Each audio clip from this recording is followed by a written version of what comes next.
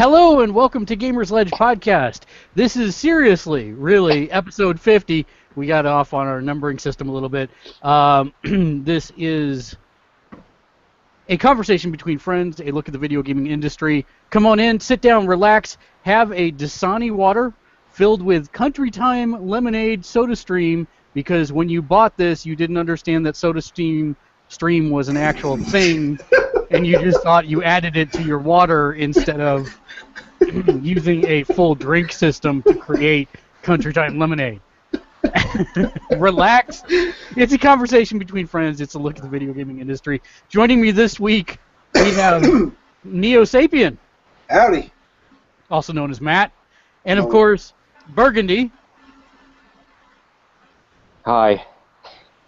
Who's been drinking? He's been drinking. We're fine, dude. We're good. Only 2 sheets. Not quite 3. Only 2. It's warm. Also known as Dave. Let's start by going around the room and talking about what we have been doing this week. We will start with the man that has been drinking. I played some, what's that game?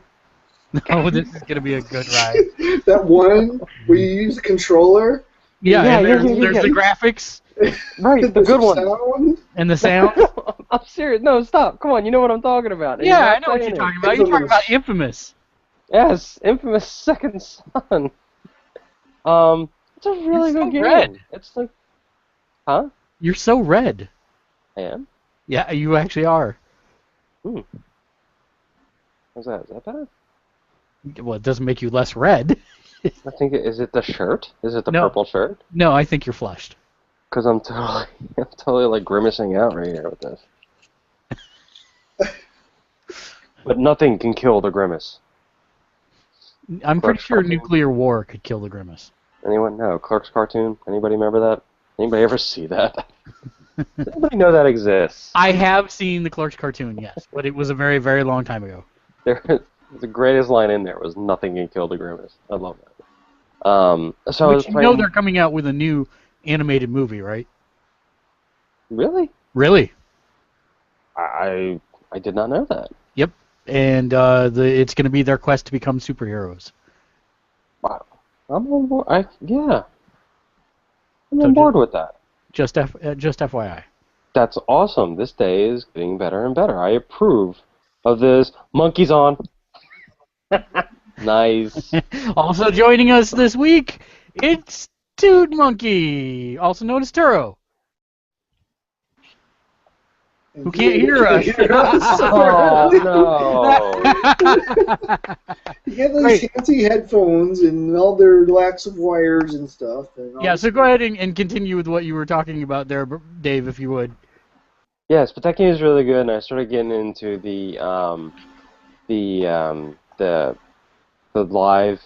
Oh God, words. the augmented reality. The- But it's not augmented reality. It's ARG. It is kind of. Yeah, sort of. Yeah, it's kind of an ARG. Semi.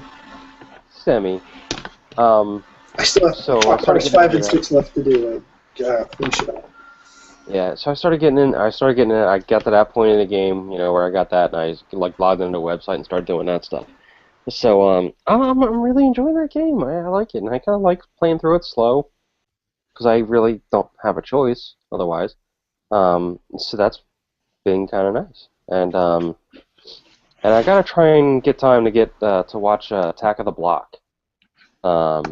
It's a movie I haven't watched it yet. And one of the main actors in it is actually cast in a new Star Wars movie, so I'm kind of interested to see him in there.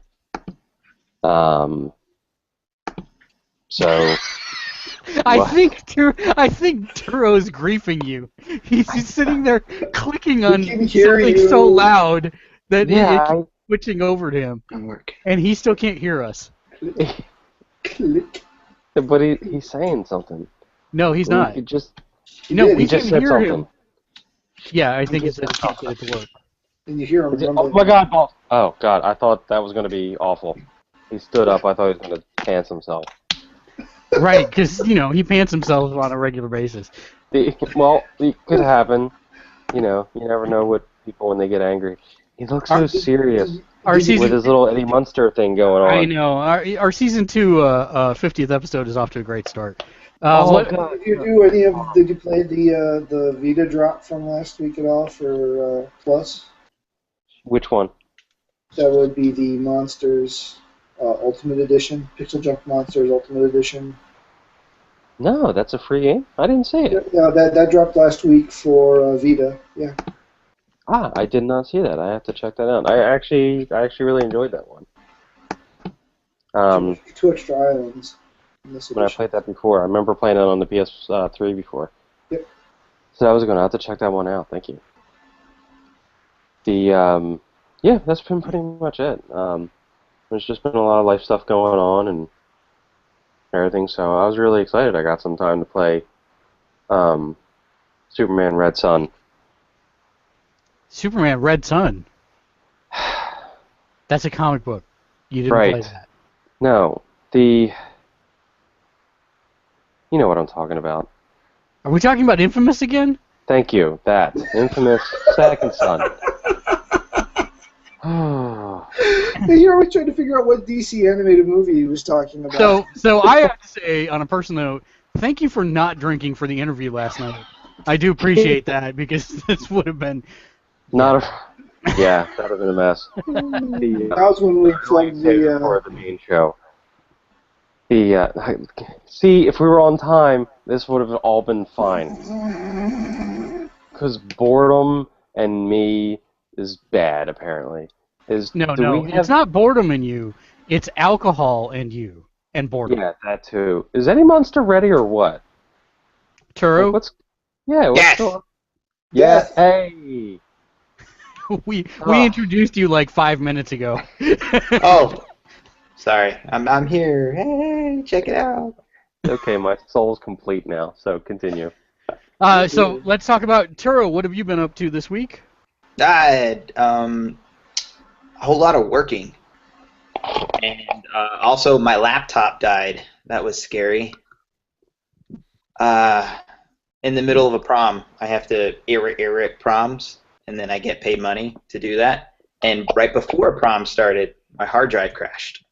So that was fun. So I have a new hard drive, so it's running awesome. All the solid state. Well, because it's I all don't have right the money because for that. you backed it up every month instead of letting it go for like 6 months, right? Oh yeah, of course. Every month I back it up. Every month, not every. Wait, 6 your job is to professionally go to proms? No, that's a side job. That was just like a side fun thing that they provided me at my other job. And yeah. They're like, here, take Toro to proms? No, they go, man, we need to find a DJ. And I go, I can play iTunes.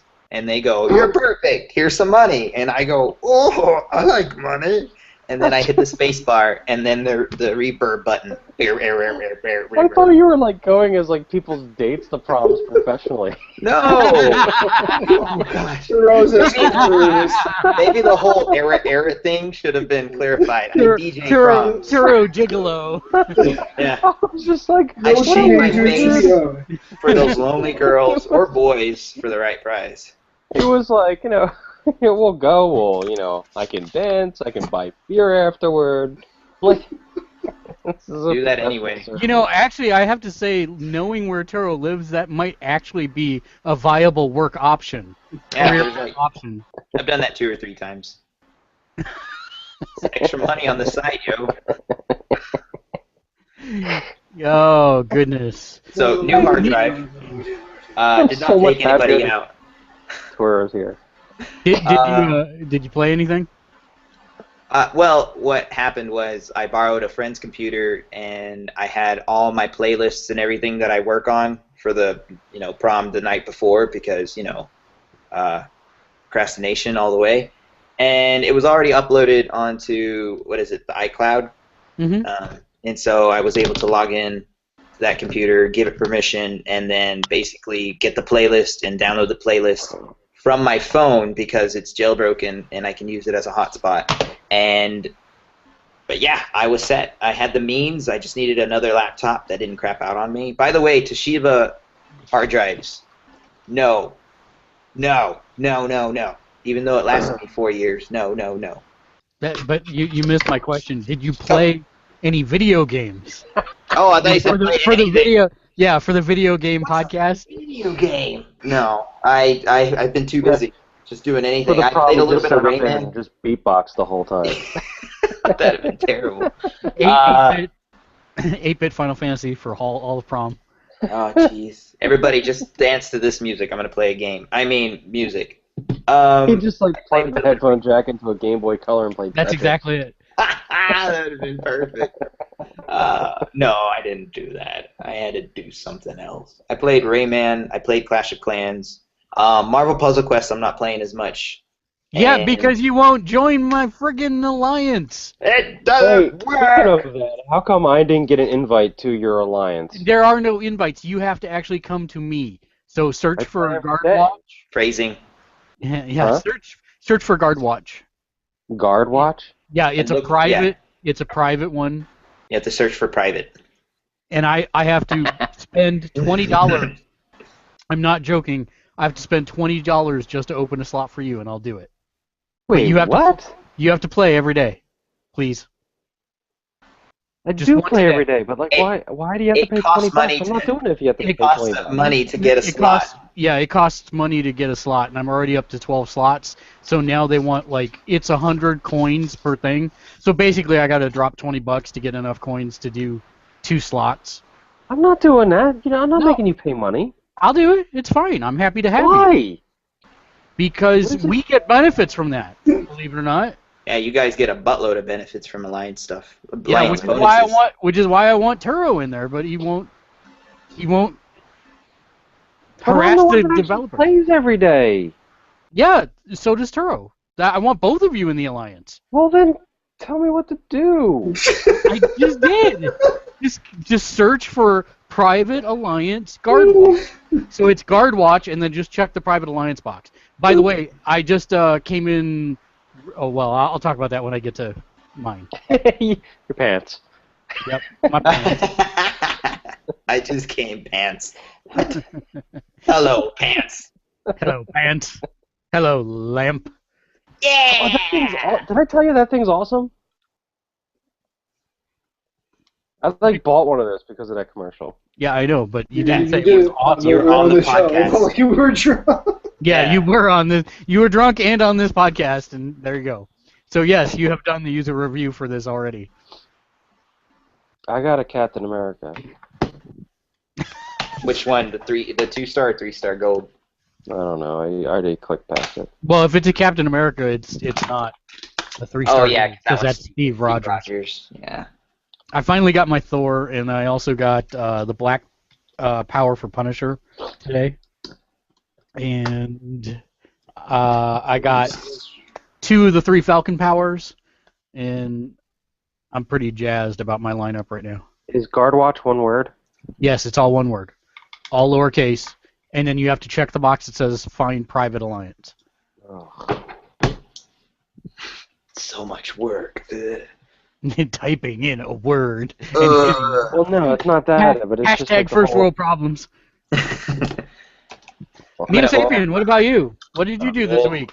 Did you play anything? I did a little bit. Actually, the day after we did the podcast last week, I hopped on a bus that next morning and was on my way to D.C. with a bunch of 5th graders. So I spent most of my time between now and then either on the road or touring the greater Washington, D.C. area, but I did sneak in a little bit of time to play the Pixel Junk Monsters Ultimate Edition on my Vita. Tried doing... what in the heck are you doing, man? Yeah, it's totally cutting to you every time. Me? Yeah! Oh, I'm opening my hard drive. Yeah, you totally mute yourself before you do that. Yeah, I'm that gonna do needs to happen. That needs to happen right now. I make little coasters of dead hard drives. Okay, I'll mute myself. Sorry. Because that totally needs to happen, like, right this second. What does the Turo say? I have the screws, there's the thingies and the thing, and I was like, hey, why not? It's called impulse control. Get some. Ah! What? Says the drunk guy. You know it's bad when you get advice. This has been episode 50 Burgundy. of Sarcasm Podcast. Thanks for joining us. Jeez. Irony Podcast. Oh god. I dropped all my screws. I think we lost All more right. than just one. All right, Turo, I still have one more slot available for you. No, you don't. Yeah, I just Okay. approved you. I just approved Oh. you. No, I still had another one. Oh, sweet. Or I bought another one just for him. Okay, I Okay. don't feel bad because I took the free one that was open. No, I had to buy both of them. Fire. All right, so what else? Neo, you went to DC. You played stuff on your Vita? Yeah, I played a little bit of the Ultimate Monsters, Pixel Junk Monsters, and then I played some of the. Oh, I can never remember what it's called. It's the Virtue's Last something or other again. Virtue's Last Reward? Yeah, that thing. And then I got stuck again. I got pissed off with it, and so I stopped playing that. And then I played Final Fantasy V for a while. That's actually the only old school Final Fantasy that I've never finished. So I decided I'd work on that some. Again, my Vita, I had a bunch of games on there. I was actually going to take this trip to play Third Birthday, which is Parasite Eve 3, for those that don't know. And I'd never touched it. I didn't even launch it. So that was kind of weird, because that was like the one thing I was going to do. Yeah, I probably played some other random something on there when I was half falling asleep on the bus and didn't want to go to sleep, but, you know, basically sleep overtook me anyway. And then I'm still playing Tiny Death Star, so, you know, I'm very, very slow at this game. So. Well, let's see. This week, lots of stuff going on. I think we interviewed maybe a developer. Oh, that's right, we did. We interviewed Dan Hinkles from Serious Parody about 5-Star Wrestling that's going to be coming out on the PlayStation Network, and we put the link to that in the show notes, so feel free to check that out. Other things that we have done this week. First thing I need to do is actually bust this bad boy open because I have yet to even open it. It's my monthly loot crate, which I get thousands of dollars for promoting on this podcast. Oh wait, no I don't. Looks like Dragons is this month's theme. I know because the big book in the front says Dragons. Actually, it's a dragon on a Game of Thrones made of loot crates. That's kind of cool, actually. So that's all right. Oh, all right then. Looks like I have a Skyrim figurine. It is Elder Scrolls Online figurine. I didn't even know they were making these. So we have that, and let's see if I can open it real quick. Because it's sealed. There's the box, just as an FYI. Kind of looks like the Skyrim character. Oh, nope, not going to be opening this unless I go get some scissors. So there's that. Because it is vacuum sealed with no place to open it that I see on here. So I'll do that in a bit while somebody else is talking about something else. I have Dragon Jerky. Yay. They actually sent me beef jerky. If you eat it, I will eat mine at the same time. I was saving to see if we like it or not. I do have to say, best thing about this is that the catchphrase on this is Foos Row Yum. That is kind of hilarious. It looks like I have a dragon. I would kind of murder you for that right now. I have a Dragon Slayer dog tag. There it is, right there. And oh my God, they sent me a 20-sided dice. Yeah, it looks like an actual 20-sided die, and they sent me a giant styrofoam squishy 20-sided die. That's pretty sweet. And then last but not least, looks like we've got a pin, a dragon shield screen cleaner, and last but not least is a Game of Thrones figurine. I got the one I wanted. Which I was one did you yelling want? it. I wanted the White Walker. Oh, really? I Yeah, want the Jon Snow. And I got the White Walker. The Jamie is the most valuable one. That's got the highest resale value. Really? Yep. Weird. I wanted this guy. Is it one-handed, Jamie, or is it? It's one-handed, Jamie. Yeah. Whoa! Spoilers. So, All right, I'm looking to see which one I got. Woo! It smells new. Oh gosh, the chemical smell is fantastic. It is chemical smell, heavy chemical smell. All right, this one I can open because it's actually plastic. So survey says I got the White Walker. Oh, I think that's gonna be like the common thing that. Yep. I actually have a happy I Tyrion. got it. You know, I have a actually, Tyrion. this is actually a badass little figure. I like it. Yeah. It's very detailed, actually. I don't know how well it picks it up on the camera, but it's fairly detailed on there. Well, if you Pretty hold nice. it steady and you stop like shaking it like a British nanny. There. The detail Oh. on the ribs, Wait, I think, what? is the coolest thing. Why am I staring at his crotch? Yeah. Stare at his ribs, not his crotch. Yeah. That's so weird. It was jumping back and forth, and one was up and one was down. Let's see. You're making him dizzy. Stop. Oh. Among other things, played Octodad. I'm going to be putting up impressions of it here shortly. It's actually really, really amusing. It's probably the only game I've ever seen that is based on a glitch control scheme, and it works. You can actually make it work. If you're not familiar with the game, it's about a octopus that has been posing as a human for the last 20 years, got married, has kids, and has to do everyday life, but using his octopus appendages.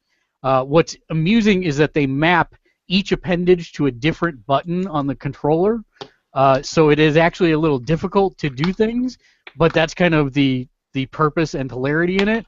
What I think is a must-have feature that makes this a must-buy game for anybody wanting to do a party game or have a family play this is that in multiplayer, each controller can control a different appendage. So, for example, if Neo Sapien's playing with his 3 kids and he's got 4 controllers, one can control the left arm, one can control the right arm, left leg, and right leg independently as they're trying to do challenges and stuff. That's awesome. It's going to make for all kinds of hilarity. Or you have drunk friends. Or you have drunk friends, exactly. Wow. Yeah. The other game that I've been playing, which I just put impressions up, first impressions up on Twitch, and those should be going up on YouTube later tonight, is Child of Light. This is Ubisoft's very beautiful,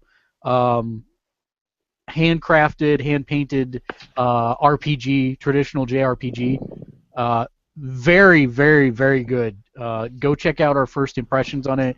I do talk for about maybe 3 minutes, and then I just let you see the game directly after that. So check that out as well. Think you'll enjoy that. Other than that, Dark Souls 2, as always, and Marvel Puzzle Quest.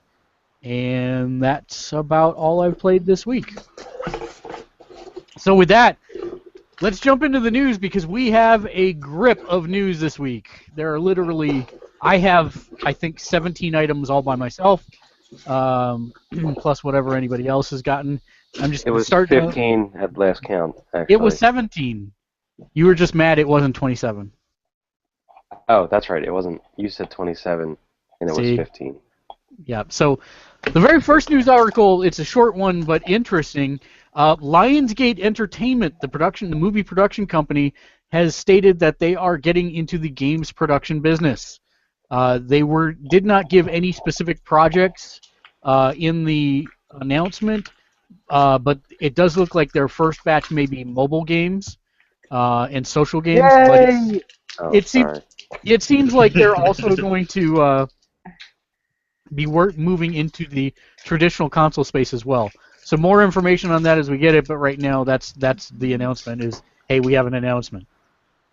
I really hope they make some like crappy phone games based on bad movies. That would be awesome. Or Mad Men, because they're responsible for Mad Men too. Oh, really? Mm-hmm. Yep, that's Lionsgate. Hmm. Today at an event in San Mateo, California, Sony announced a slew of indie games coming to the PS4 and Vita. The PS4 announcements included Nidhogg, Jamestown Plus, Apotheon, Chasm, Starwall Just the Tip, Ironclad Tactics, Scapegoat 2. He can't stop laughing now. An updated version of Spelunky. There he goes. Wait, updated Spelunky. What? Yep, updated Spelunky, and then for both the PS4 and Vita, Axiom Verge, which is something I know Dave was looking forward to. I just watched a video of that. That is badass. Did you see that thing? I have not seen it yet. Totally like a Metroid and Contra mixed, dude. It is like, Dave, this is a game we made for you. Also announced for PS4 and Vita was Drifter and Skulls of the Shogun Bonafide Edition, which that's the ones I'm excited about because it's a really good strategy RPG. So, quick question. Yeah. Is it just for the PS3, 4, and Vita? Just for the PS4 and Vita. Dang it! Because I heard about those games. This Dragon Jerky's weird.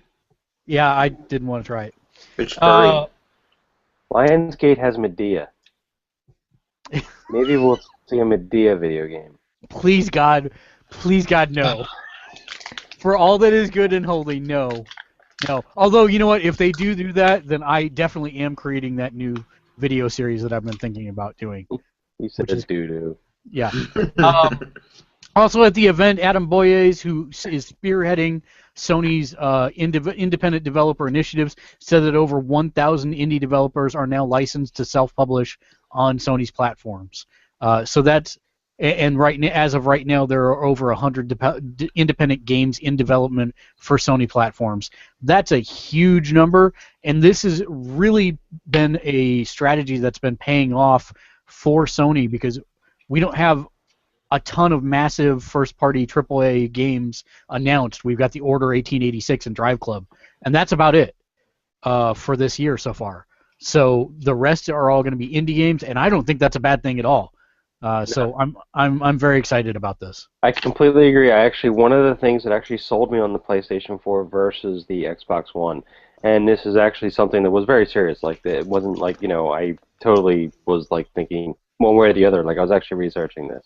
One reason I actually got the original Xbox 360, well, not the original Xbox 360, once they added up Wi-Fi in it, was because I wanted all the arcade games and all the indie games and everything that they had in there, which they had a great lineup for it.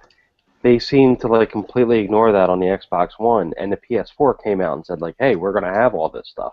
Like the new one from the people that made Bastion, that Transistor game, like that's supposedly gonna have a window of exclusivity on the PS4.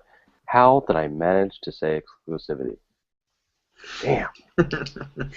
But so that's going to be, what is that? I used to be an adventurer, but then I took an arrow to the knee. Nice. Hey. His actual helmet comes off too, so there you go. Helmet. I got it out of the package. Sorry. Nice. That's hilarious. But yeah, I totally forgot what I was saying. You were saying exclusivity. Transistor. The fact Oh that yeah. So like their dedication to like the smaller developer, the indie game developer, has just been huge on the PS4. So I'm just really happy to see that continuing, and I'm as you're seeing stuff like actually start to come out and pay dividends on it, it's just going to be even better and better. I'm just really loving that. I am as well. 3 pieces of Nintendo news, back to back to back. First one is Nintendo has announced via way of a Mega 64 video, which is actually fairly amusing, where they turn Reggie Fils-Aimé into a robot. Those guys are geniuses. Yeah, they're not going to be at E3 again this year. That was their big announcement. They are not doing a Nintendo Direct. Instead, they are calling it the Nintendo Treehouse, which they're going to be basically doing the exact same thing as they would have done on stage, but via direct video link. Weird. So, is it? I think that's the part that we really need to discuss. On the one hand, I think it's odd that they're not showing this stuff to journalists and fans by way of letting them get their hands on it. But on the other hand, they're saving money by not going to the show. Yeah, but Nintendo saving money, like, they have a lot of it. How much are they honestly going to save by doing a direct link video? Well, I mean, so the interesting thing is what they're doing is they're going to actually do a Smash Brothers Invitational where they're actually inviting like 60 different players from across the world. So I wouldn't be surprised to see the Japanese fighting game contingency represented. And then from there, they're actually going to allow all people to play them at Best Buy. So you can play Smash Brothers at Best Buy during E3. oh, that's awesome. And you don't think that's something they could have done on stage? You know, I think they could have as well. I don't know. What do you think? Why spend the money? Why spend the money? That is a huge drain. People have been saying that for years, how E3 has just been this giant drain on resources. Oh yeah, we know from just looking at real estate that it's over $1 million just to secure the setup space. Exactly. It's a waste of money. They can do all the hype on their own for a lot less money in-house. And it costs basically nothing compared to what E3 is. So what? They lose some E3 buzz, but they sit there and they can just release stuff on their own. People are going to be starving for it anyway. It's not like people are going to blackball coverage of Nintendo just because they don't go to E3. Like, it's not going to happen. So it's smart. They don't sit there and spend, and they have like a huge pile of cash they're sitting on. They can easily do it, but they don't need to. And that's the thing that's what kind of makes them a little bit smarter when it comes to business. Even though they seem to make a bunch of mistakes as far as like the console sales go, like the Wii U right now. But yeah, there's no need for them to do it. So why bother? So speaking of, the second piece of news that kind of ties in here is on the E3 website today, in the source code of the website from Nintendo, there were the keywords, the meta keywords for a new Nintendo system. Yeah, Fusion. Well, that's not in there. It just says new Nintendo system. I'm looking at the code right now. So there's not an actual name associated with it, but now it's been taken down. And so that leads me to wonder whether or not they're going to introduce some kind of new Wii U system while at E3, or while doing their E3 stuff. I heard about the Fusion and the Fusion 3DS, and they're going to try to make it super connectivity. But that's just a code name. Well, but that's not been confirmed by Nintendo yet. No, not at all. That's just a rumor. Yeah. So I'm interested to see if they do something, but at the same time, that'd be cool. Being one of the 4 Wii U owners, if they abandon the system, I'm going to be pretty pissed.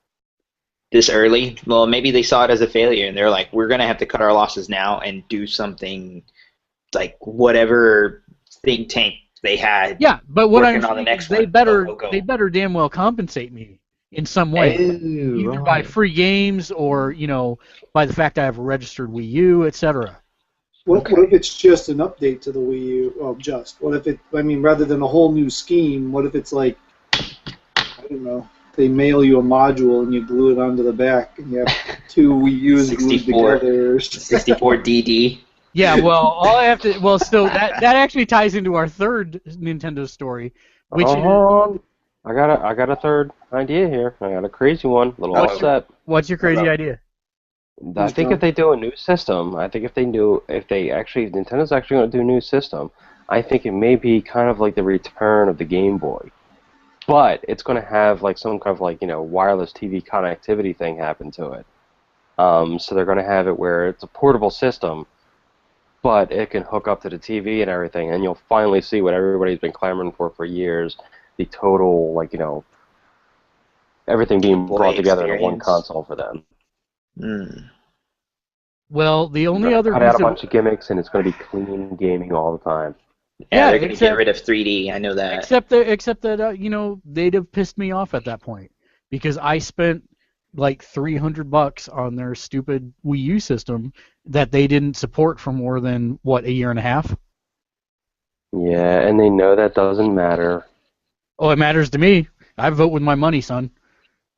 And I will not be voting Nintendo if they do that. That's such a lie. It's not a lie. If they make something awesome, you're gonna be all over that. You're gonna be like, I forgive you. No, because I'm sorry, I hate to say it, Nintendo doesn't matter in my life.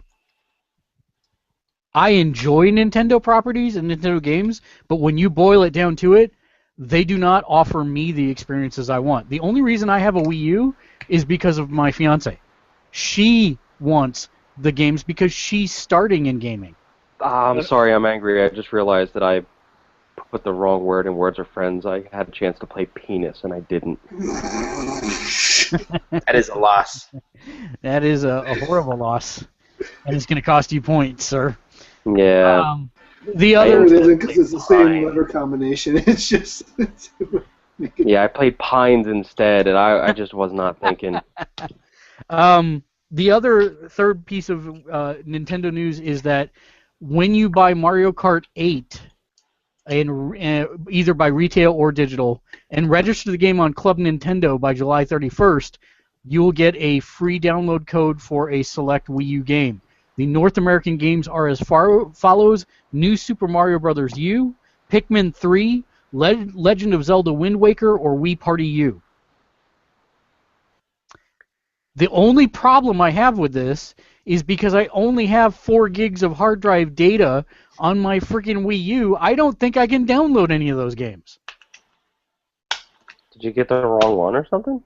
No, I got the only one that was available at the time. I got the black one. Oh, Or the white one, I don't know. The white one, I thought you could just plug a hard drive in and it works. Well, that would actually require me doing something with the Wii U. Oh, so you want the Wii U to do everything for you? You mean like the PlayStation 4 or Yeah, but hi, the PlayStation 4 cost what? Literally just $100 more. Right, and it does way more than the Wii U. Exactly. You are just making my point. Well, I don't even own a Wii U, okay? That should tell you something right there. Well, but it's not portable. You can't pick it up and take it somewhere. That has nothing to do with it. I have a PlayStation 4. You should understand that if I'm not buying something, there's something wrong. I am not disagreeing with you. I am hoping that they fix some of these problems, but instead I think they're just going to scrap the whole thing and come out with something new. I'm actually curious about that idea of them coming out with something completely new in scrapping the Wii U. I think that's what's going to happen. They saw the losses, and I really think they're going to their think tank or whoever thinks up of the next console, and they told them to hurry. We need something now because we are losing our brand name. We're losing people. There's a lot of people who didn't buy the Wii U, and they're happy with their Wii because either they didn't see something they liked or something. And this next system will play probably Wii U games. It'll have the gamepad of some sort, or you can buy it separately, but I think they are coming out with a new console, better graphics, that kind of thing. And, oh, by the way, it plays Wii U games. So all these games that were coming out for the Wii U, you can play it on our new system, which is going to also play this game and that game. And they're going to have some crazy connectivity with the whole their 3DS or a new 3DS or the one that's coming out, or with the 2DS even, and it might come up with something like that. I think that's where they're going with. I've heard the rumors and I like where it's going, and it isn't fair to Mark or other people that bought the Wii U, but I think that's where they have to go if they need to succeed, because it is not bueno right now. They are doing terrible. As of right now, they've actually sold less than the Saturn when it launched. That's terrible. They need to do something, and they know it. We're not smarter than them, are we? No. Wait, no. So they have to come up with something. They know how to win and lose and when to cut their losses and go to the next thing, because they are also the masters of milking a system for everything it's worth plus 10%. So I don't know. I'm still kind of thinking they've got something up their sleeve that doesn't completely invalidate Dave casting magic at his computer. Oh no, I was dropping a mic on your Wars of Friends game. Oh, okay. In like 2 seconds. You guys. It's a good thing we're a friendly conversational podcast because we have no journalistic integrity whatsoever. What are you talking about? We have plenty of integrity. I've taken much seriousness in this as I open my hard drive. Here's a serious thought on the whole Wii U thing. Do you really think that they're gonna do do you really think that they would just trash into a whole new system, or do you think that's supposed to be like a rebranding and kind of like a Wii U Slim type of deal, where they would do something like that? I mean, because it really seems like crazy to just ditch it completely. They really don't need to. I mean, they better not, in my opinion, because that would piss me off faster than anything else. And by the way, we can't hear you, Taro, because you were opening. There's got to be a rebranding or something like that, or Dave just fell off the internet. Uh-oh. Come in, Dave. No, his internet's drunk too. Yeah, apparently. So while he... now he's back. You were in the middle of saying something, and then you froze. Yeah, I know. I just can't see them completely, like, trashing it, like, already. It seems like it would be maybe, like, a big rebranding effort, like a re-release of it or something like that. Maybe call it something different, but it's essentially the same thing. Because I don't really know if they need to, as long as they can get out some software. That seems to be their main problem, is they're not bringing out enough software. You know, there's not a lot of backing.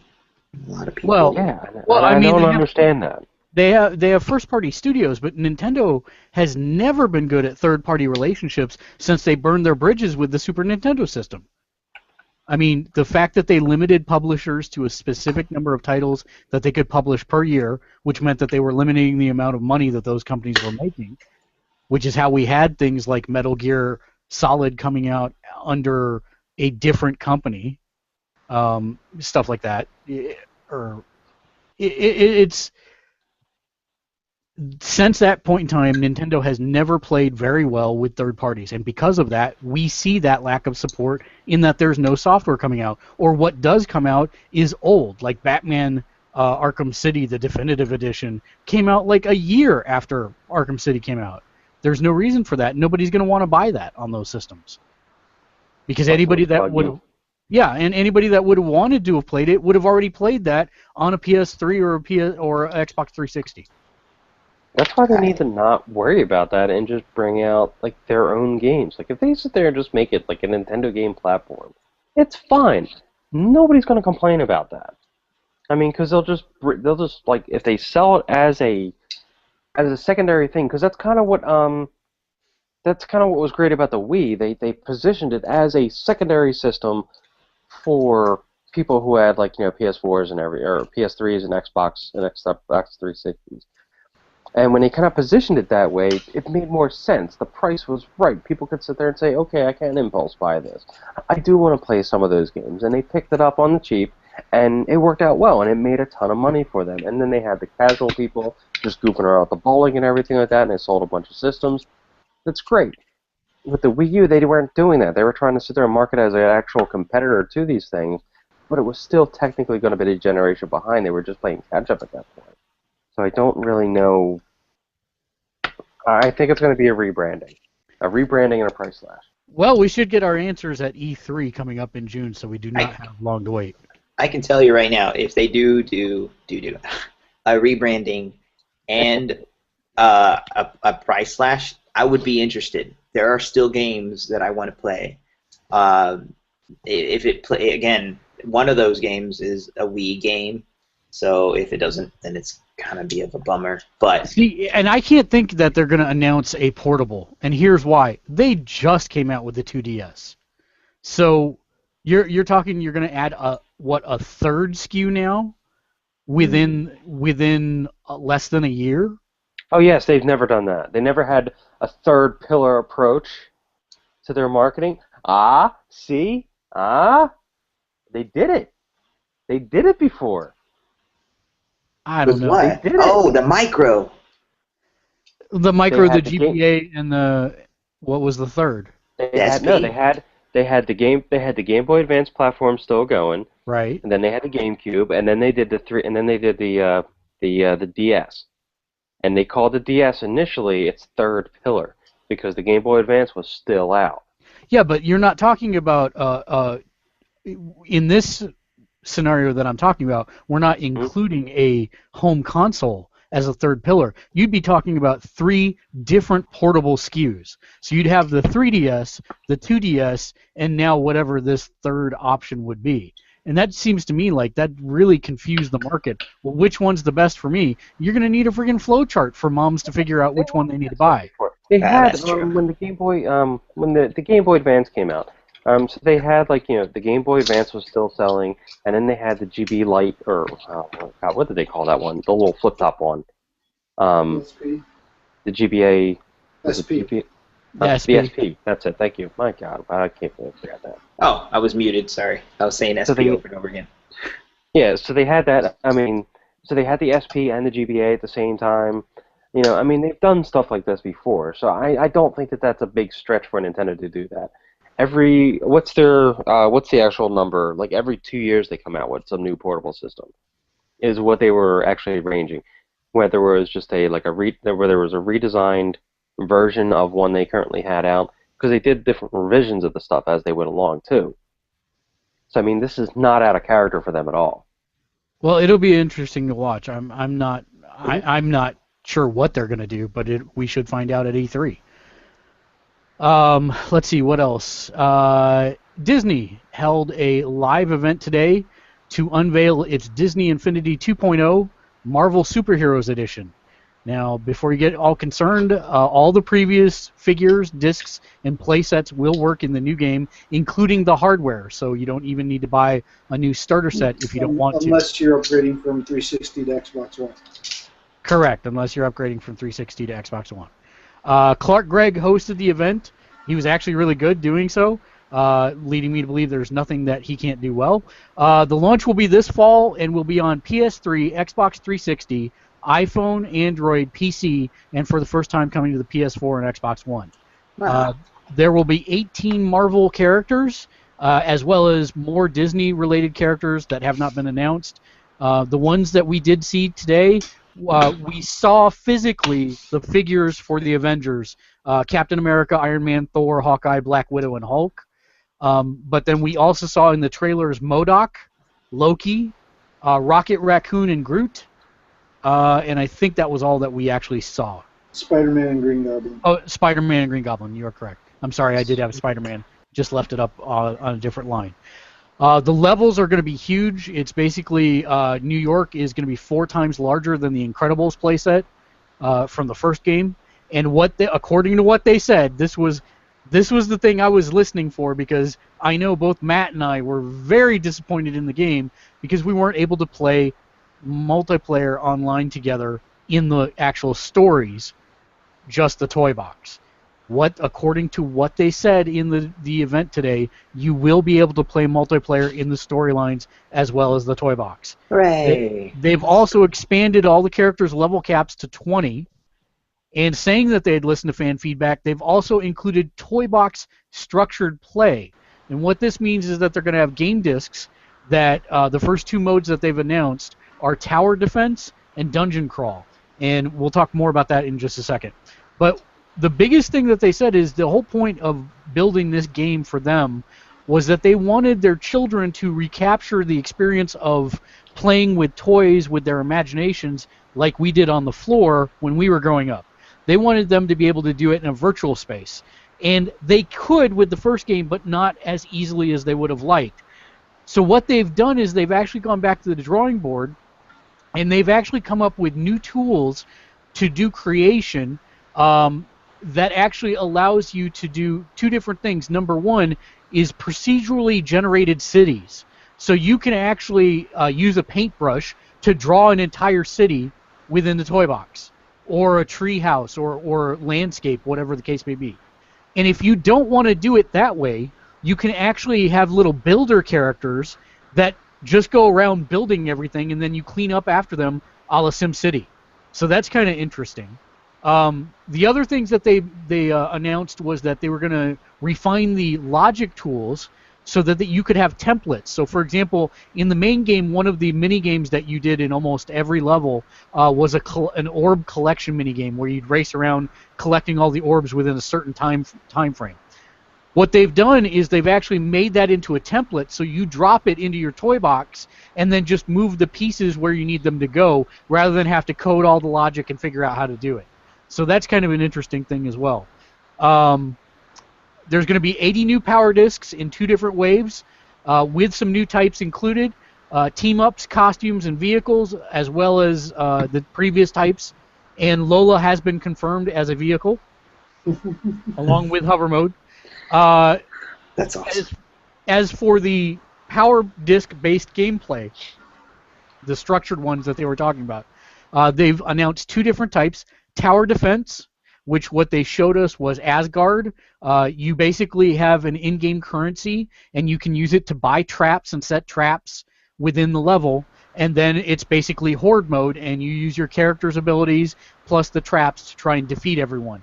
They said there's 12 levels in Asgard.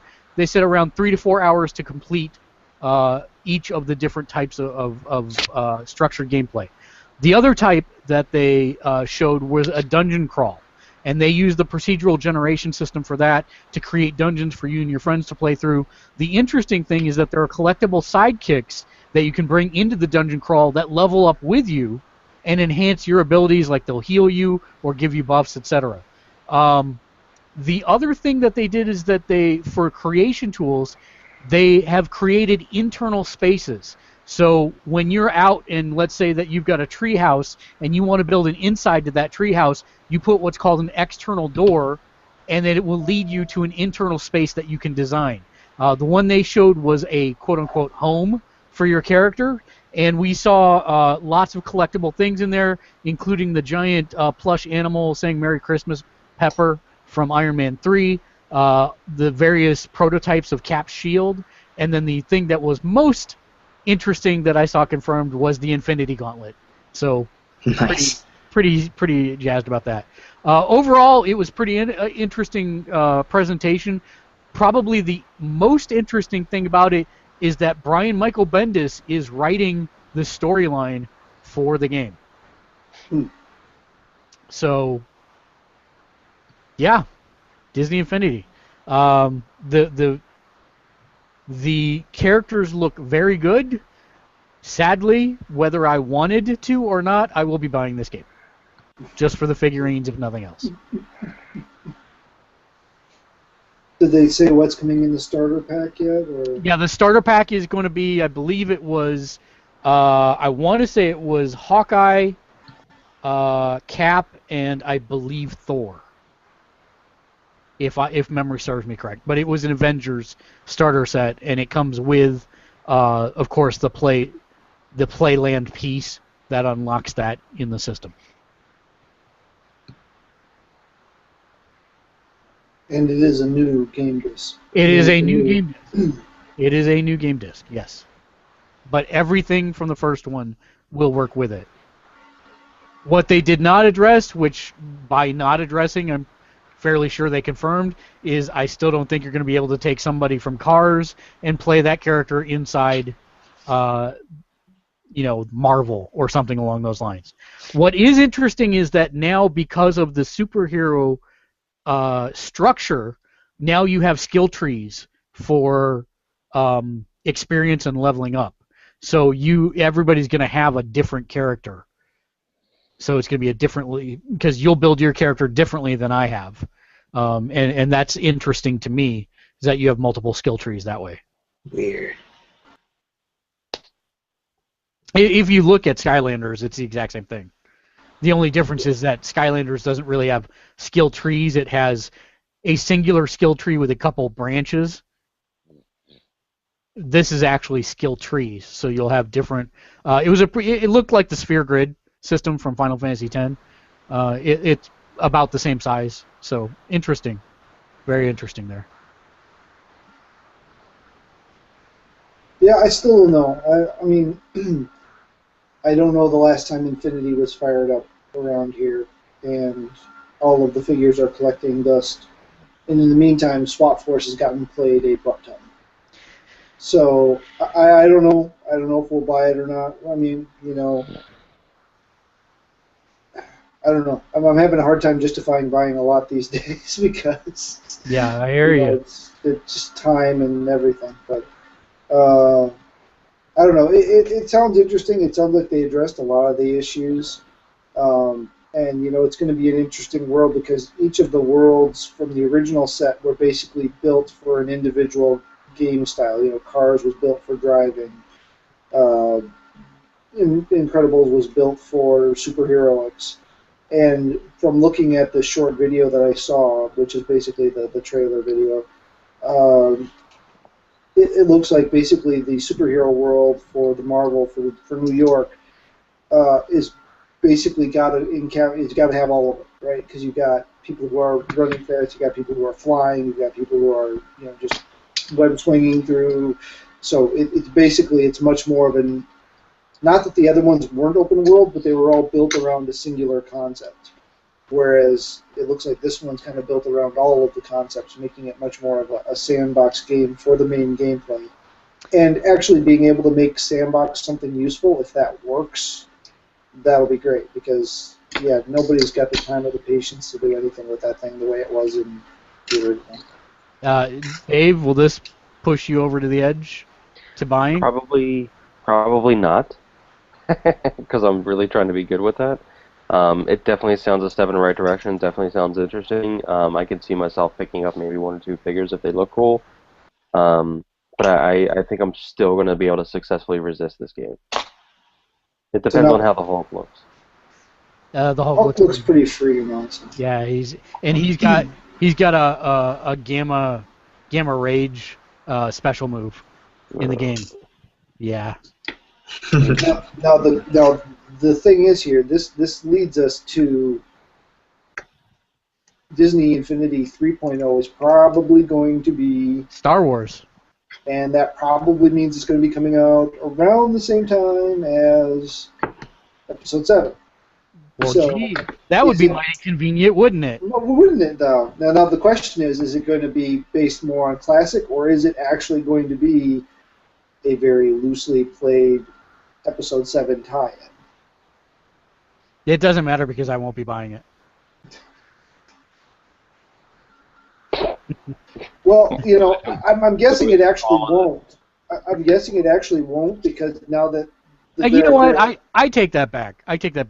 If they have a Darth Vader and a Luke Skywalker, I'll buy it if they're in the starter, and that's good. A Han, a Vader, and a Luke.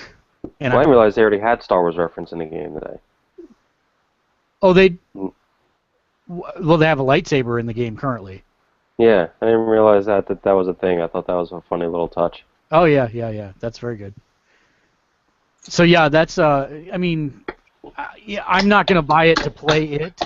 I'll just put my Marvel base on the new system and play that. But, yeah, I'm not going to go through collecting all the Star Wars stuff because it doesn't matter to me. Which I'm not saying it shouldn't matter to anybody else. It doesn't matter to Disney either. Oh. Yeah, I know. It doesn't matter to them either. Yep. So, next one, DriveClub. Hey, remember that game? That was supposed to come out for PS Plus? It's coming out October 7th. Evolution Studios revealed that DriveClub will run at a locked 30 frames per second. And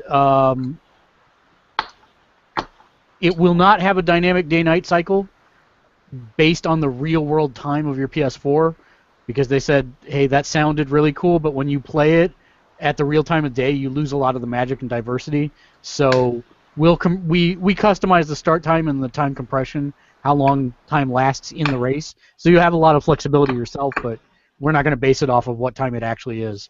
What I did notice in this one that looked really cool is, let's say the four of us are racing together. Neo, Matt, you'll get a goal that'll pop up on your HUD, basically, that says do a drift for 3 seconds.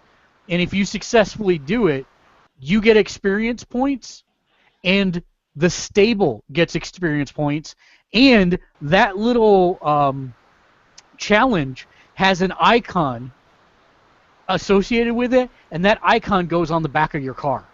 Yeah, I saw it auto tattoo it tattoos the side of the car. That's awesome. It's very cool. And what's interesting is again, any experience as we complete these, the stable also gets that experience. So as we level up, the stable levels up, and as the stable levels up, we get access to new cars, new tracks, etc., that type of thing.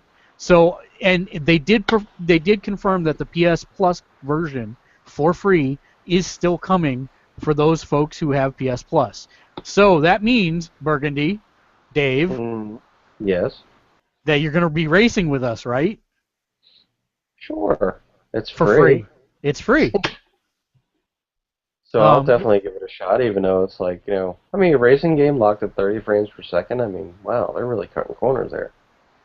Well, no, they said they did that because, A, they could do 1080p, but secondly, they wanted to make sure that everybody was on equal footing rather than have it be variable like Second Son, because this is actually a multiplayer thing. It makes sense to me. I mean, it's just like a fighting game.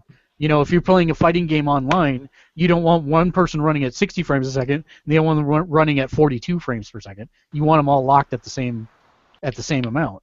Oh, no, I get it. It just seems like it's kind of dated, I guess. I don't know. If you looked at the video, it looks pretty doggone pretty at 30 frames a second. I had no complaints looking at it. I'll have to watch the video. I know you watched the video. I know you watched the video, Neo. Yeah. What did you think? Yeah, it looks pretty. Honestly, to me, frame rates don't really. Frame rate consistency is much more important than a high frame rate. Most people's eyes can't distinguish anything above 24. Some people can get up to 30 and say they can still detect it, but they're mutants or miracles or something. So 30 frames a second, it's not going to flicker. It's going to run smooth. It's going to look good. They lock it in at that, and then it's consistent. The thing that really kills is when you have stutter, and that's caused by frame rate drop suddenly. So I think it looked great. I would rather it be locked in at 30 than them try to push for a variable at 60 on something like that, because unlike Second Son, you've got some leeway there where if you are in the middle of a jump and you're hovering and trying to shoot something and you hit a little bit of a stutter, it's not going to completely throw you off. You're trying to go around a friggin' hairpin corner and all of a sudden it goes stutter on you, I guarantee you I will fall off the edge of the cliff. Meaning that, Dave, you and I are going to have to pick up all the slack about the racing side. Yeah, no kidding.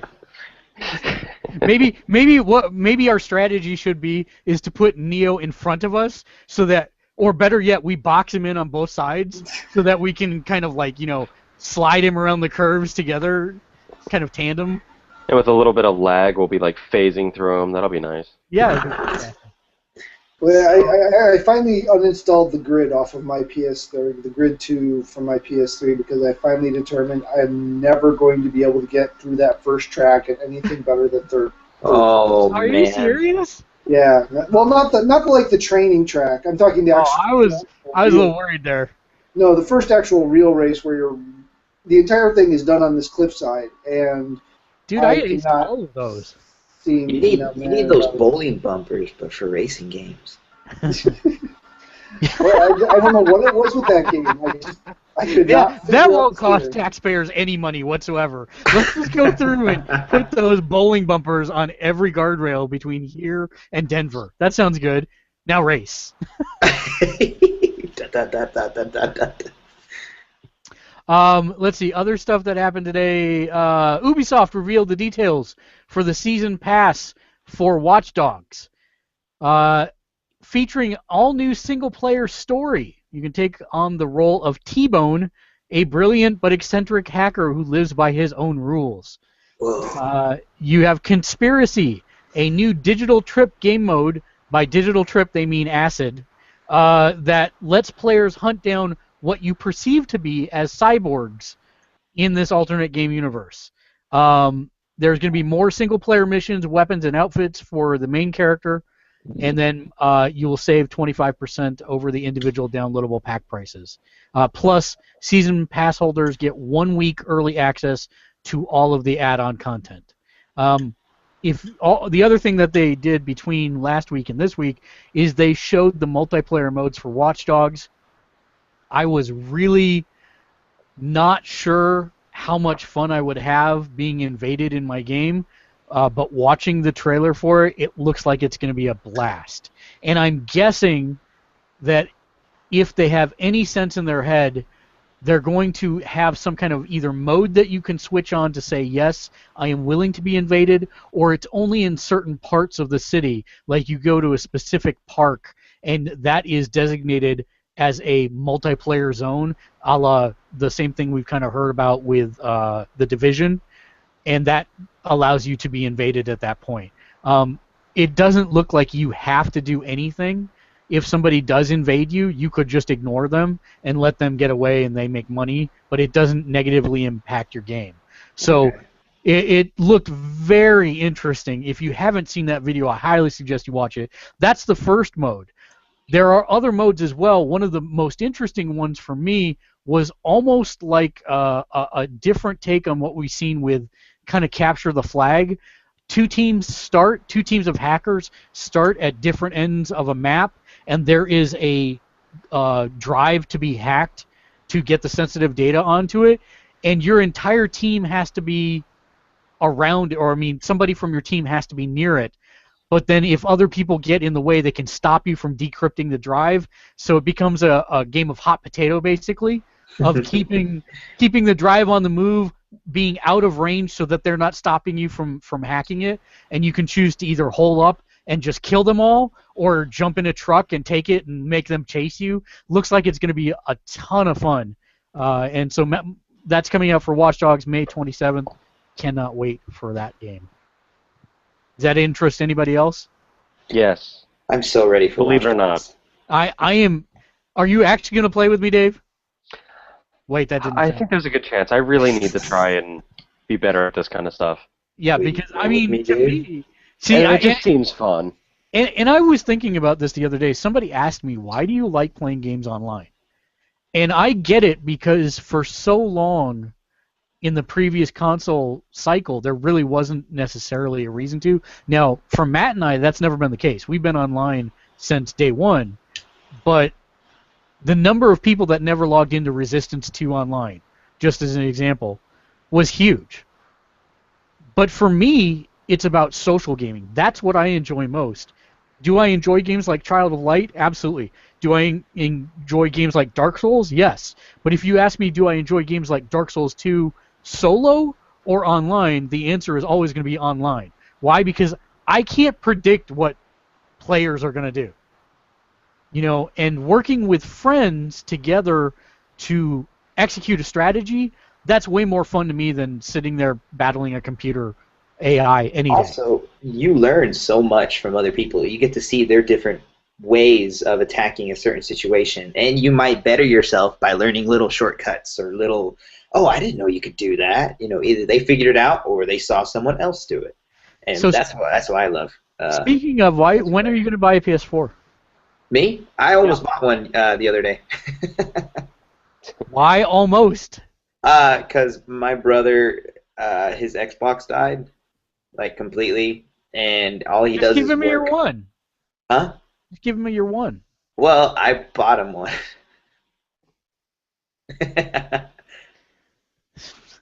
He's your brother. He's not us. Yeah. My Xbox turned on because I said Xbox on. Oh, God. I'm trying to turn it off because I can hear it in my headphones and I can hear you guys. Hilarious. So Matt, our experiment worked. I can hear the Xbox in my head and you guys. So we were trying to figure out if that was going to work or not. All right then. There it goes. Okay. Anyway, yes, I got him a 1 because it came with Titanfall. And I got him Dead Rising 3, And he is ecstatic because he actually has something to do now. And I don't know if he was going to be able to get one up until Halo comes out, but now he has one. And I just told him it was an early birthday present. So instead of getting a PS4 for myself, I got my brother an Xbox One as an early birthday present. So when are you getting a PS4? I'm pretty sure like during the summer, just to have one, or if there's a special, that's going to be happening. But it's got to be a good special. It's got to be like a package deal. It's got to be something that is limited time, this many dollars off, plus you get this game and a year's worth of PlayStation Plus or something like that. Then I'll jump on it like that. So another game that's coming out in late summer that will be right around the time that Turo is apparently getting his PS4 is Destiny, which I am also very excited for. If you've not been following Destiny, it's made by Bungie, the creators of Halo, and it's going to be basically a cross between Halo and Borderlands 2. Mm-hmm. They have released, they held an event last week, released a ton of new footage and information about the game. Looks beautiful, really excited to it, but one of the interesting things that came up is that leveling up each character to max level takes only a few hours, because they didn't want people to start the game and then realize they have weeks to grind before they could play against friends on a higher level. Really? So you level cap quickly, but once you're there, the game is more about equipping the gear that lets you go deeper into the game. Sweet. The community manager for Bungie, David Daig, I guess is how you pronounce his last name, commented in a Reddit thread to say, what to say about this. The progression system that has been shared to date is in no way final, but I can assure you that your evolution in Destiny will take more than a few hours. That said, we're not creating something that should feel like a grind or a chore. Resume speculation. So I think they've been pretty vocal about this, and I like that idea. Cool. I mean, Matt, one of your complaints forever in every online shooter that we have ever played ever is that you're always behind in levels because you're not, quote-unquote, as good, or you don't have the reflexes for first-person shooters. Is that correct? Well, that and the combination of time, yeah. So that seems to me that would be something that would appeal to you, right? Well, it's definitely an interesting approach. I don't know that it invalidates that. Yeah, okay, level-wise I won't be behind, but then, there's got to be some sort of progression, right? I mean, they can't just stop it there. There's going to be, it's going to be loot. No, it's going to be loot. Right, you have to play 37 hours before you're able to unlock gear level 10 instead of being level 22. See, no, that's exactly what they're saying they're not doing. They are actually saying we are not doing that. What they're saying is the customization aspects will be what you will go for beyond that. So you'll have your max level sniper rifle, just as an example, but maybe you'll need to continue to hit certain areas to get the specific customization pieces you want. Kind of like raiding at the end of an MMO. Yeah, I guess. So, I mean, it's an interesting approach, and we'll see how it works. I actually fired up Defiance the other day. With Season 2 coming out.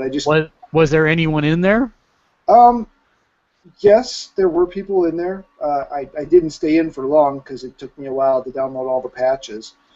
But they've done a lot now that your ego level actually matters. The weapons, they've redone everything with the way that they do the weapons and the ego levels, and there's armor. There's an armor aspects now that I didn't get completely into, but there's basically like, excuse me. There's what they call blade of armor, which is like temporary armor. Wait, when you use it, does it actually like do like the Batmobile up around your face and head?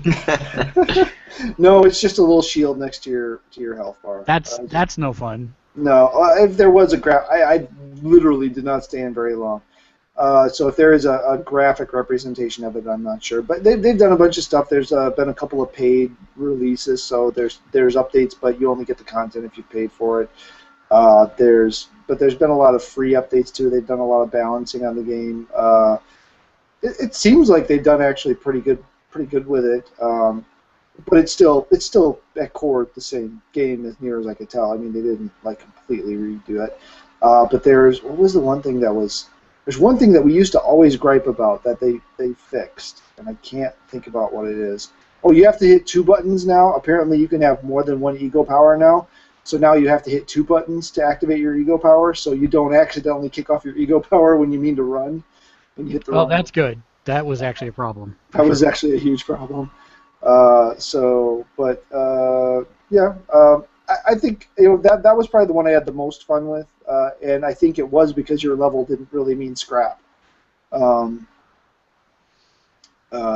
So I don't know whether the ego level meaning more makes a difference now or not. But and last comment on Destiny, the best part about it is we already knew Tyrion is your computer sidekick, Tyrion from Game of Thrones. Mm-hmm. What we did not know, which we found out, is that your mission briefing commander, we don't know what his role in the game, is actually the chief from Fringe. Yes. I can listen to that guy talk all day long. So extremely happy about that. When I heard the briefing, whenever they showed the little game demo, I saw his name, and I could just hear him say, "Dunham, go check on that one thing." And I go, "Oh my goodness!" It was, So they're really cool. I'm glad. Yeah, they're definitely not scrimping on the voice acting for this game. What is his name? I'm trying to find it. It's a weird name.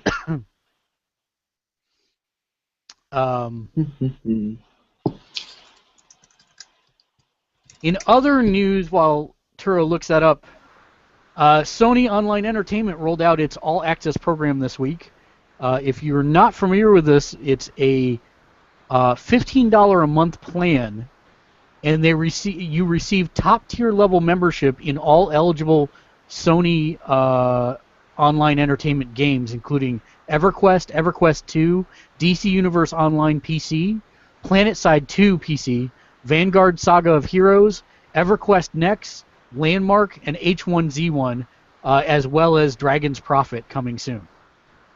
Plus, you get 500 station cash to use in the in-game marketplaces every month, a 10% discount on purchases, and access to exclusive promotions and offers throughout the year. Oh my gosh, that's so much. This is something that if I did not have better self-control, this would end my job, my career, my relationship. I mean, $15 a month to all these MMOs. Oh my gosh. That's craziness. You wouldn't have. That's all you would do. You wouldn't sleep or eat. That's all you would do. I just like the idea that he actually has self-control. I do. So basically, they can't release. I want to know how many minutes. I want to know how many minutes after you read that news that you had to actually consider it and like really talk yourself out of it.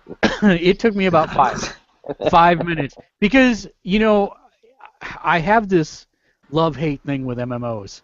I absolutely love them, but I hate how much time they suck. And when I get into doing them, that's all I want to do. Not, as Turo said, not sleep, not eat, not anything. Yeah, it's very bad. So. Oh, by the way, his name's Lance Reddick. That's it, Lance Reddick. Does that sound like? Does that sound tempting to anyone? I know you're not talking to me on that one. I'm talking to anybody on that one. I cannot. Well, nope. There's a part of me that sounds attractive to, but I know it would be as much wasted money as every single Humble Bundle that I've ever purchased. Humble Bundle. World of Goo is the one Humble Bundle game that I've got that I've actually put more than 5 minutes into. And Why I've got like 40. I liked World of Goo. That was fun. World of Goo is pretty good. Yeah. But each Humble Bundle basically has about one really good game in it, and No, that's not true. I remember buying one that had like Bastion and all the soundtracks to it, and well, yeah, okay. For the most part, there's one, maybe two that are really good games, and there are other. They're not bad games. They're just there's usually definitely a star in the group. The last piece of news that I have today, and then we'll see if anybody else has any. Firmware 1.70 came out for the PS4 last night, around 3 a.m. Eastern, 12 Pacific. I actually downloaded it right at 3 o'clock on the button, and lots of cool new features. First one is Share Factory, the most complicated editing system probably ever made. Is actually a separate download from the 1.7 update. Once you have updated, then there will be an icon to download it for free. It's about a gig, but it looks like it is powerful, but I still haven't figured out how to use it exactly yet. And I'm actually really thinking maybe I don't have to because of some of the other things that they did in this one. Automatic pre-downloads of software, so no more waiting until after a game is released to start downloading it. Looks like you can start downloading Watch Dogs within the next few days, actually. The option to disable HTTP for games. This was the big one that I was waiting for because I use capture devices to capture gameplay. And the reason that I do that is, number one, editing sometimes, but number two, up until this point, Twitch has not been able to archive PlayStation 4 broadcasts. Well, one of the other options in this release was Twitch broadcasting archiving is now enabled. So I tested it at 3:01. I booted up Child of Light and did a first opening minutes playthrough, looked on Twitch, and sure enough, it did indeed archive it immediately. So you don't have to set anything. Nice. It's automatically ready to go. It also makes HDCP irrelevant for me because I did a first look at Child of Light today. I didn't even need to do the separate process. I just did it directly through my PS4. So that's very interesting to me. For people that do want to capture, they can use that to do so. Know that if you launch a Blu-ray or Netflix, it will make you go turn HDCP back on so that you can't stream your movie to a capture device. No. So just FYI there. USB export for option for captioned gameplay, where you can save to a stick and upload to Facebook or YouTube or wherever you want. Live broadcasting in HD. This was the other thing. You can now live stream in 720p HD, which I did last night. Very nice. I may actually bust out the capture card nonetheless because I can capture 1080p on that. So we'll see how that goes.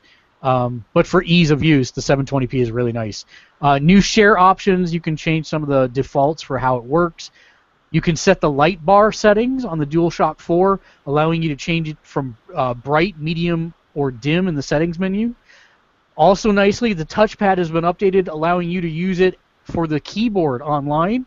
And one of the undocumented options is now, if you want to do a symbol on the keyboard, you can hold L2 and hit triangle instead of having to manually always go to. That's kind of nice. It's very nice. Other things, new friend options. You can search friends of friends, view mutual friends, and accept friend requests directly from the friends list. You can sort trophies by rarity if you so desire. You now have the ability to pay via PayPal for your purchases on the PlayStation Store. There are more PlayStation camera commands, voice commands, added now. PlayStation Plus icon on your ID. And then you can actually share Music Unlimited songs with your friends by just pressing share. And then for the Vita, they updated linking for remote play. And then on the app, they updated push notifications, friend requests, things of that nature as well. So lots of updates on this one. Very good update, in my opinion. It fixed what I was waiting for. I know there's some things that people are still waiting for that they haven't addressed, like being able to do MP3s and video playback, but I'm sure that'll come with time. So kudos to Sony for launching that. Anybody else find anything I didn't cover there? No. One thing I did notice when I was trying to get that Share Studio thing to download was I hadn't seen this before, so I don't think this was an option. I'm guessing this falls under the new friends options thing. It started telling me when my friends were going into chats. Yep, that's the notifications that they were talking I was like, okay, I guess that's important, maybe. I don't know. That might be when I turn off. It's like, okay, he went into a chat. Well, if you know I went into a chat, then you know I've got my headset plugged in and I'm ready to go. You might be inclined to join the chat or send me an invite. Right. No, I get that. If I can see the chat, that was the thing. I didn't dig into it, so it's like, okay, he joined the chat. Well, can I go like look and see the chat now too, or what? So there's a lot of stuff I haven't dug into yet, but it'll be interesting once I fire up and start sharing stuff and messing around with the options and see, with less shall we say, capable internet connection than some people have. See how that chokes or doesn't choke or what happens. So it'll be interesting to play around with. Burgundy, are you dead? Not really. Okay. I'm just resting my eyes at the moment. If his eyes are closed, he's probably still alive and just passed out. If his eyes are open, then we should be worried. Yeah, the eyes are totally closed right now. I'm sorry. Anybody else have any news or? I did have a couple little things. And actually, this should be Turo's story, but I'm going to do it because he didn't. Did you have something, Turo? For the Xbox One? Well, this is actually not Xbox One news. It's Microsoft, but not Xbox One. Oh, well, okay. Yeah, you go ahead because I have Xbox One news. Okay. One of the things that came out, wow, I can talk. Really, I promise I can. So the competition to the PlayStation Plus Instant Game Collection on Microsoft's side is called Games with Gold. I think I covered the last one of these that hit, but they announced their May games, and Games with Gold is similar to the PlayStation Plus Instant Game Collection in the sense that if you are a Gold member, you get a free Xbox 360 game on the 1st and the 15th, I believe, of the month. And as long as you get it in that time frame, it's yours for free forever. Even if you stop being a Gold member, you still get to be able to play the game. 1st and 16th, excuse me, not 1st and 15th. This month, your beginning of the month one is Saints Row the Third, which is also a title that was a PlayStation Plus free title. And the other one, as far as I can tell, is a Xbox arcade exclusive, which is Dust: An Elysian Tale. Ooh, I'm glad I did not buy that one. Which is an action RPG. Actually, watching the video of it reminded me a lot of the original Alundra, but with some more action-y type elements. It was fun in the demo, and it was like down to $3 for 2 days. I'm glad I didn't buy it now. So anyone that's still rocking the 360 and looking to pick up either of those will be available in May, again on the 1st and the 16th. Is that only for 360? It is only 360. Mm-hmm. They are planning, or allegedly, there's been no official release, but the plan is to have the program also on the Xbox One sometime late in 2014. So holiday time, maybe that'll be an update around the holidays, perhaps. That's so they can give away Dead Island, or what is that zombie one? Dead Island 3? Dead Rising. Oh, Dead Rising 3. Yeah. So so that there was that. I thought, it's nice that they're doing that. I mean, it's something that we've had with the PSM for a while, but everybody. That's the way the world works. You borrow good ideas from others and try to capitalize on them, and so it's good thing for our 360 friends. Oh wait, I don't have any friends that have 360. And then we hit it lightly, but of the batch of indie games that were announced, there are several that actually look very interesting for the PSN. But the one titled Axiom Verge. and I know we talked about this a little bit earlier, but I would highly recommend, if you don't go and look at any of the other independent titles that came out, if you are even remotely a fan of the Metroid style, if you ever even slightly liked Super Metroid or anything of that variety, but it's not just Metroid. No, it's not it's just Metroid. Metroid and Contra together. And Contra, and there's elements of a couple different game series in there. And let's see, what did they said there's 3 games, and it was is Castlevania the other one? No, that can't be it. Oh, Rygar. Rygar is the other one that they threw in there into the mix of what they said, or Bionic. Yeah, but nobody actually cares about Rygar. Blaster Master Bionic Commando 2. But the system in here that sounds really interesting, aside from, you can just play this game normal, right? You can just play it as a Metroidvania-style action-adventure game. There's things in here that look like the bosses from Metroid, and there's things in here that look like the bosses from Contra, and I'm looking at a GIF right now that basically has a Metroid in it that's dropping some sort of bombs on the dude.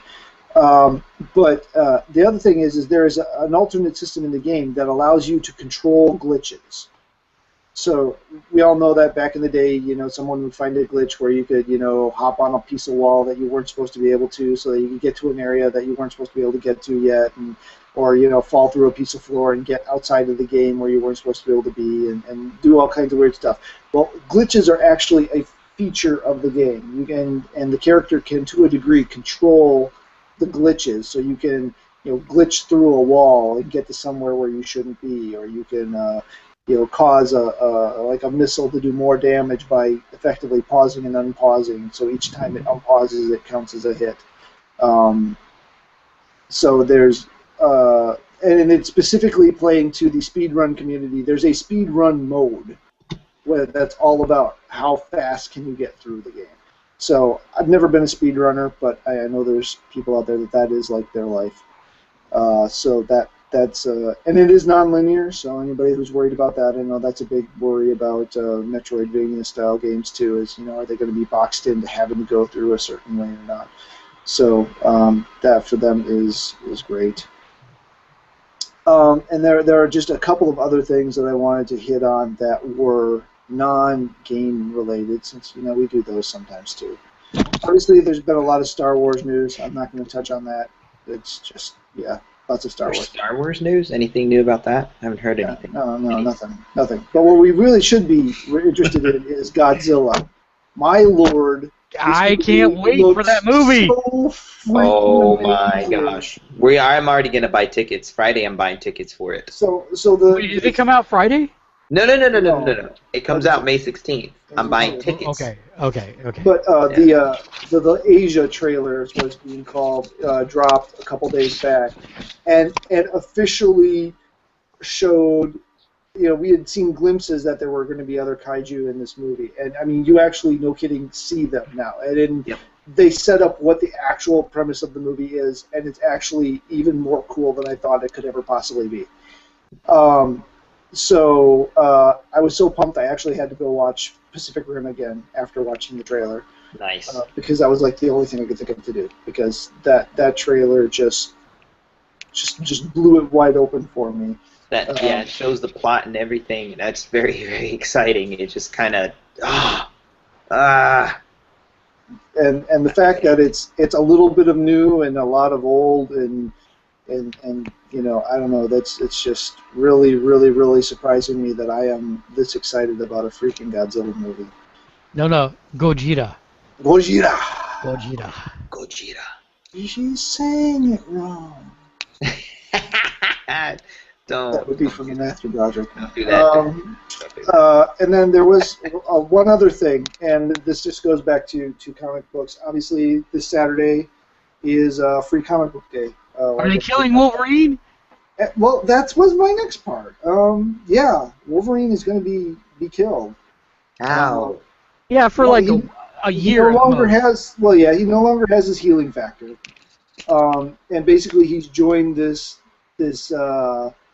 less than reputable group where he's been basically going back to his assassin, little less honorable, a little more grungy, and he's got every baddie that has ever been going after him gunning for him because they all know now that his healing factor is essentially gone, including Cyber. I was just gonna bring him up. Could be. I'm not actively reading it, so I'm kind of totally was gonna bring Cyber up. I'm trying to figure out who they're actually going to have deliver the killing blow, and I almost have to hope it's some random kid who Logan killed his parents or something 40 years ago or something, and just shoots him in the back, and he has no idea it's ever coming, and that's how he dies, rather than give any of his legacy villains the. Who's doing that? Somebody got a Roomba or something? No, broken. that would be my laptop fan. Apparently, it's warm in here. Cow! It sounded like it was pumping all the air out to eject you into space. Well, it was trying. It was trying hard. So Free Comic Book Day coming out is Saturday. So anybody that's interested in that, it's usually a good time. There's lots of interesting stuff that you can get out there and sample, and your local stores will have all kinds of different things. Going back for a minute, I thought they already killed off Wolverine. No. I saw the last movie. It was pretty terrible. Yeah. God. That doesn't count. That doesn't count. None of those count. No. Bravo, sir. That didn't kill him off. Anything that he was worth. No. At that point. Luckily, he was still worth something in the comics. $1.75 at least. Yeah, well, I anticipate this to go just the exact same route as the death of Captain America, which he was dead for like, what, a year and a half? Tops? 18 months-ish, yeah. Yeah, tops a year and a half. I'm hoping for 2. That's my goal. If they can leave him dead for 2 years, that would make me as happy as I can be about the whole thing. He's on every team in the Marvel Universe. He's not anymore. He's not. He's completely abandoned everything after he lost his healing factor, or at least the majority of it. So he's not on every team anymore. He's quit the Avenger. He's quit Jean Grey. He's not on X Factor. He's not on any teams anymore except this one group that he is this assassins group that he's with now. So wait, is he part of the Hand? No, it's some corporate. I don't know. I don't know enough about it. I don't know, but it is some. He's not part of the Hand. It's some rich dude that's. All I know is I'm feeling really good about Balin ever since they did the whole stupid Bone Claw thing. No, there were some good things. That's when he was dead to me. No, there were some good things in there for a while. Like Civil War was not bad, and the fallout of Civil War. I mean, it was okay, but I got out a while back. But all I can think about when you're talking about this, Matt, is Jean Grey. I wish I could quit you, bub. So, but I mean, obviously he's not going to stay dead forever. This is the 616 universe. Nobody stays dead except for Captain Stacy and Gwen so far. Even though we have her in the movie, thankfully. Spoilers. She's dead. What? Spoilers for people getting ready to watch. Yeah, I've seen that movie. I can tell you everything. Yeah. No, I did not list any spoilers for the movie. She's in the movie. That's all I said. Yeah, but then you also said right before it. She's dead in the comic books. That's been for like 40 freaking years. I think that outlasts the spoilers. Spoilers. I was just about to get to Spider-Man 15. Let's see. Jean DeWolf is dead. All right. Is dead. Stop with your spoilering everything. All right, final thoughts. Oh wait, Turo, you have Xbox news. I do. The 40 Xbox One. years. Xbox news. No more spoilers. It's so funny. Xbox One announced their TV, their Xbox TV stuff, and it's gonna try to go against Netflix as far as shows and original TV stuff. They're gonna start making contracts as far as other networks to have a free service for Xbox owners, starting with the Halo TV series, and they got Neil Blomkamp as a director for a couple of episodes, and they also got, who else was it? Someone else was already Peter confirmed. Jackson producing, if I remember right. Steven Spielberg is producing. I think he's directing a few actually too. Anyway, there's a bunch of other shows they've already announced too. Every Street United, and they actually are announcing that they're gonna have very media open stuff, like you'll have live access to Coachella or music events or soccer events or sport events that people are recording live, and you can watch it from your Xbox and be like, hey, I'm there. So I thought that was kind of neat.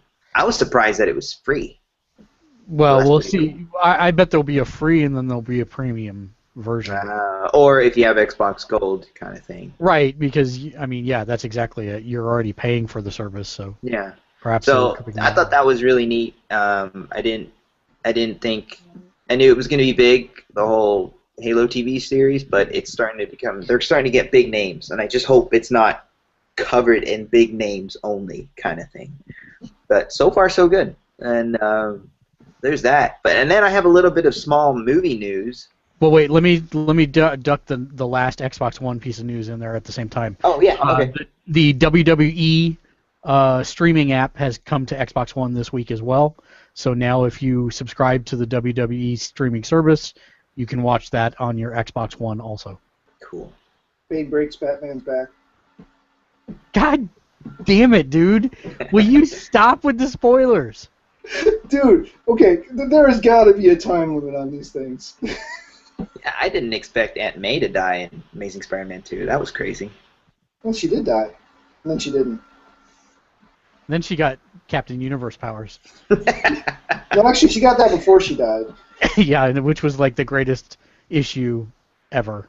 Oh, jeez. It's up there. It's up there. Spider-Man's died like 12 times. I mean, come on. Yeah, he's Spider-Man. Does whatever a spider can. Okay, movie news, a little bit. It's sad to see Bob Hoskins go. That was really bummer. So I'm gonna watch Who Framed Roger Rabbit this weekend. It's funny, that's like the first movie everyone thinks of. He ran out of one-ups. Yeah, that's the other movie other people think of. I also think of. Look at his IMDb. Dude's got credits up the wazoo. Oh yeah, he's a British actor, very, very prolific. We know him here in the States for those two movies, but he's been in tons of stuff. A buttload. And a lot of small roles in a lot of American films too. I mean, a lot of big parts here and there. But for me, it's always Who Framed Roger Rabbit, and when I went for a shave and a haircut, I was like, that. Hey, man, it's so funny, and it just brought me back to Roger Rabbit, man. It was so good. So closing thoughts. Christopher Lloyd. Closing thoughts, Turo? I'm gonna have to get my stuff together and play more video games.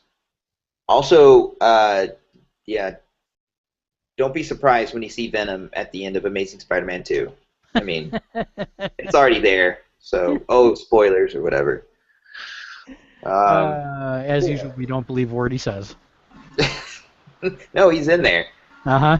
He came on the spaceship. He was like, on the spaceship. Dave, final words. We need to start these things earlier. I have to wake up at 5:30, dude.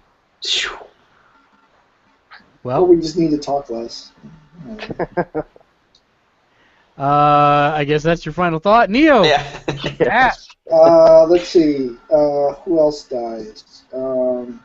Everybody dies. Carnage showed up and then dies in the movie. Doc Brown dies. That's a big spoiler. Wolverine showed up.